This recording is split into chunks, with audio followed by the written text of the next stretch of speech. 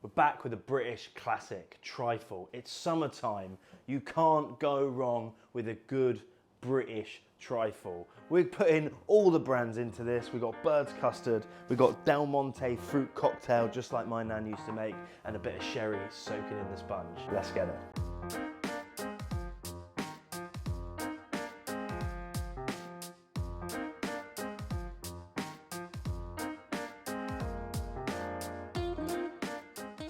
I've got ladies' fingers here, just from the supermarket. That's how Nan used to do it, and that's how we're doing it today. I want to soak those in a Fino sherry. So just stick a good glug of that into the bowl, and you want to dip these in. Give them 2 rolls, out, into the dish.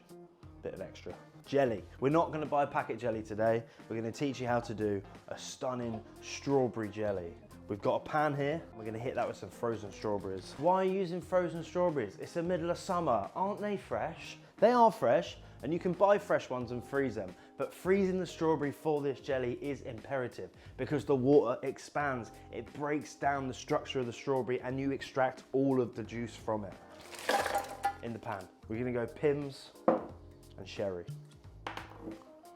Crack open your Del Monte.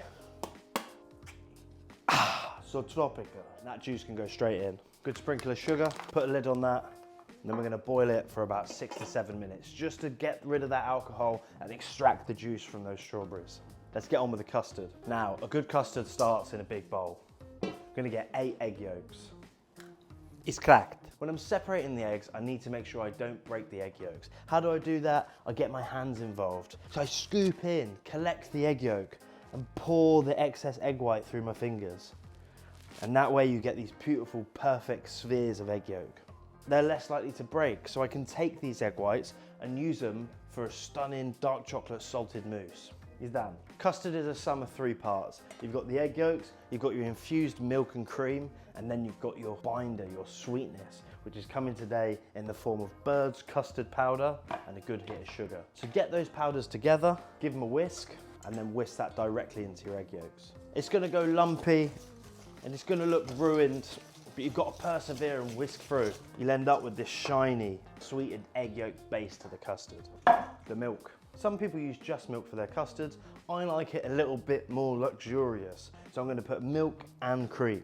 That goes into the pan with the seeds of 1 scraped vanilla pod. Put that on the heat, and you're just gonna bring that up to a steaming temperature, which is about 70, 80 degrees. You don't want it coming up too fast because you'll scorch the milk and the cream on the bottom of the pan and you'll end up with a different flavor entirely. This is an infusion, a warming of the dairies to take the oils from that vanilla bean and infuse it properly into the milk.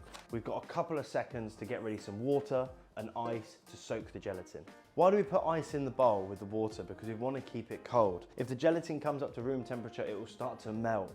All the outside of the gelatin will break off and you won't get the full setting ability of the whole sheet. So you put ice in your water to keep it cold. Water in, ice in, and gelatin goes in. That'll bloom happily on the side, 5 to 10 minutes. We've got our hot steamy milk and our perfectly mixed egg mixture. We're just gonna pour the milk gradually over the egg as we whisk in and incorporate that dairy. Once that's all whisked in, turn on the heat and we cook the custard. All you need to do is carry that temperature through to about 72 degrees and that's gonna cook the egg yolk completely and set the custard. Now I'm bringing this up rather fast.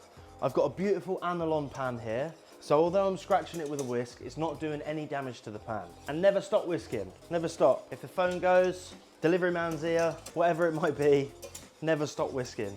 It will go foamy, it will start to thicken slightly, so take it off of the heat. Control the heat, be in charge of the heat of the pan. Very quickly it goes from an anglaise looking thing to that thick, recognizable custard that we all know and love. And we get it out into a bowl. Lovely. Cover it with a cartouche. What's a cartouche, Aaron?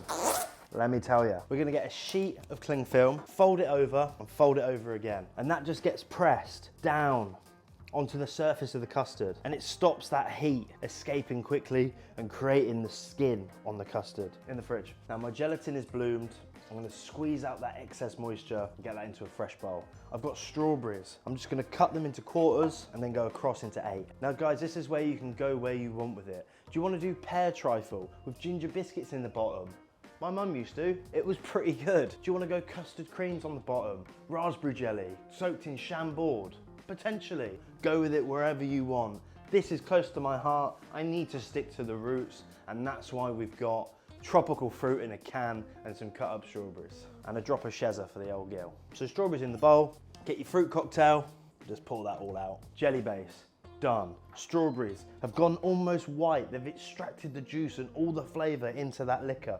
The fruit cocktail juice has helped bind that and work with the alcohol that's been burnt off slightly, so you get the fresh hit of sherry and Pimm's. And we squeeze the excess juice out of those strawberries. Whatever you do, don't waste this stuff in the sieve. Keep it in your fridge. You can have it on your yogurt in the morning, with your muesli, in your porridge. Have it in an all plethora of places, but do not waste it. Set with gelatin, which is in this bowl. We pour over the hot liquid.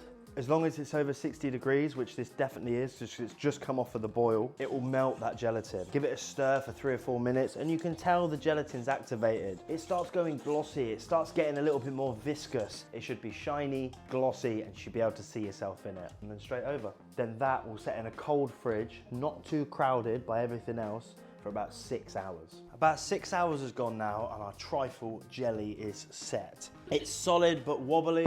It's a perfect jelly consistency. Now, layers. You can't make great layers if everything's warm. Everything's got to be cold. Patience is a virtue, fully set and ready to build. Our custard, cooked, whipped, back over the top. Then with your spatula, you just push and tease it around, making sure it's lovely and flat. Back in the fridge, we're gonna whip our cream. I've got double cream, sugar, vanilla, and a strong arm. Strongish. Now, whipping the cream. We're looking for stiff peaks. Just holding on to the whisk is where you wanna be. Trifle out, the cream evenly onto that custard. The trifle's done. The jelly's made, the sponge is soaked. The custard's on there, the cream's on there. You can let this set for about an hour, if you can wait that long. What we want to do is finish the top off. What my old nan would do for that is get some grated chocolate, or probably crush up a flake, put some raw flaked almonds over the top. And there we have it, stunning British summer trifle. Strawberry, Pimm's and sherry jelly, soaked sponge. We've got that stunning custard creme patissiere, whipped cream, dark chocolate, nuts, just how my nan would have made it. Thank you all.